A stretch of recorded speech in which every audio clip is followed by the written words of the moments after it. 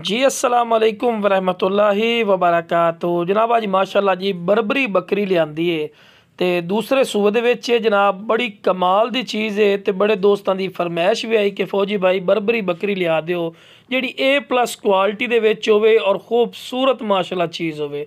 ते आ जनाब दोस्तां दी फरमाइश भी माशाअल्लाह पूरी कीती ने और डबल हड्डी च ने मोटी माशाअल्लाह पट है 2 महीना दी है गब्बण भी है पई 2 महीना की गरंटी शुदा गब्बण भी है। लेकिन विरा साडा तुहाडा सौदा जिहड़ा ना वो खाली दा सी क्योंकि विरा जिन्हां को लियांदी उन्हां आखिया जी गब्बण है पई लेकिन सौदा असीं तुहानूं खाली दा ही देवना पिया करते। ठीक है ना मेरा विरा डबल हड्डी च ने और तुहानूं भी विरा पता है कि अगर एक गब्बण पठ निकल आवे ना तो कोई देंदा नहीं 70-80 हज़ार रुपए की क्योंकि नस्ल बड़ी महंगी होंदी है।